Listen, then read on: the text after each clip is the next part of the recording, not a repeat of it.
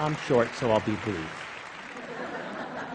And I want to tell a story about bulls and mosquitoes and earthquakes and geology teachers, and Iran and Tajikistan and Kashmir and China and Denver in under 6.5 minutes.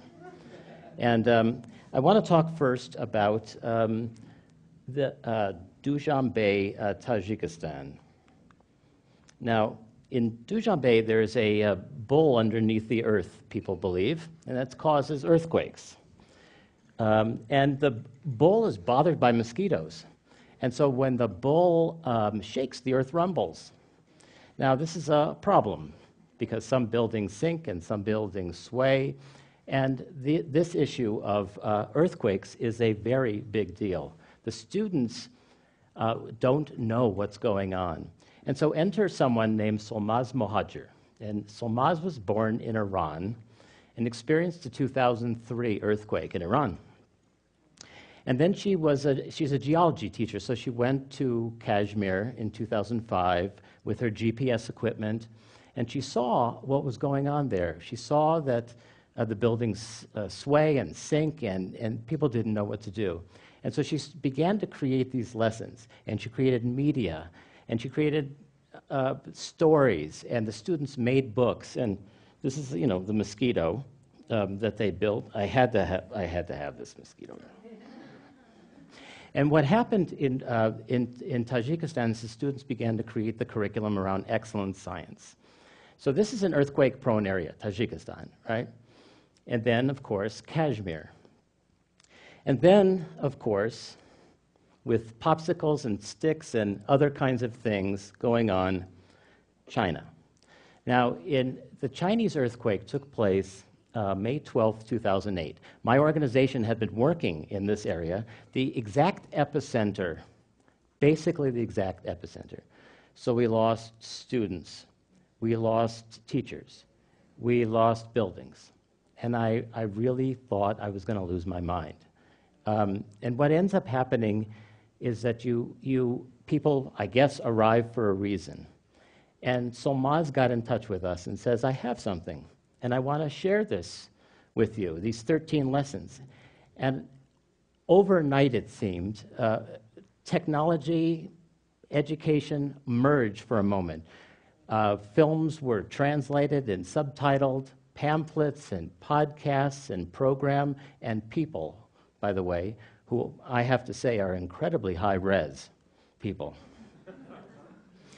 And one of the things that we saw very quickly is that this earthquake, where this is a shrine parents put up in the very area where we worked.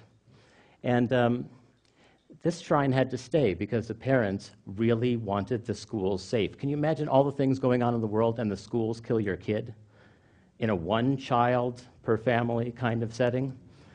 And so what happened was that Solmaz accompanied me to China, and we talked with the Bureau of Education, who had asked us back, and the Bureau said, come back and teach science and safety. It'll bring the parents in. But here's the deal. Solmaz began to talk with and showed the film about the bulls and the mosquitoes. And what happened was that we thought the guy was going to say, the Bureau head, oh, this is China. That's Tajikistan. Tajikistan, poor country. We're, a developed country. He didn't say that. He said, I've not only learned something, but I don't feel alone anymore because this is happening to someone else. So I'd like Solmaz to speak for herself. Emergency education here at Teachers Without Borders focuses on preparedness and planning. We taught a workshop in April 2009 and focused on earthquake science, safety, and mitigation. And all of these concepts were introduced through several interactive, hands-on, inquiry-based lesson plans. We know emergency education can save lives. We know very well that even one retrofitted school can save thousands of lives. Teachers do have a voice, and unfortunately, their voices are not being heard. Voices not being heard is really troublesome. And what ended up happening is, of course, voices are not heard in Haiti, where the Purdue University warned the government that there would be a 7.x earthquake.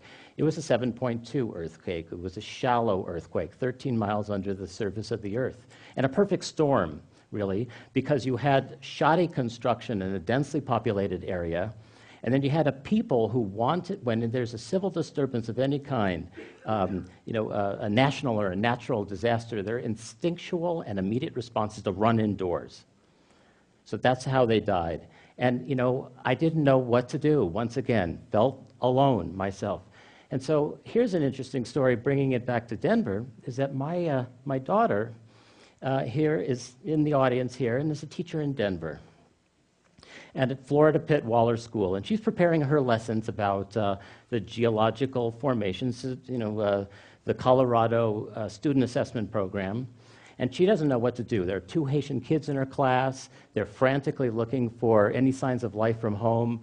The rest of the kids in the class are completely freaked out about this. And what ended up happening is that, once again, the call went out. Now, French and Creole and posters and podcasts and programs and people working in Haiti. This is this kind of collective experience about something that was, inspired in Iran and conceived in Kashmir, and tested in Tajikistan and re-engineered in China and made available for Haiti and for Denver. So with a textbook in one hand, and a telephone in another, she got the popsicle sticks and the shake tables and all the materials that you need, and she made a difference. And her kids achieved, and she didn't feel so all alone. So in the time I have left, I just want to say that there's unbelievable technology out there. I just wish it were available and accessible and adaptable and acceptable, and that you could take your work, recycle it, come up with a gigantic recycling machine, at the post office, just drop it off and have it travel around the world, subtitled and changed. And I do believe that we're going to make the kind of difference that is the kind of reciprocity and generosity and grace and goodwill that teachers are known for all over the world. Zero. Okay.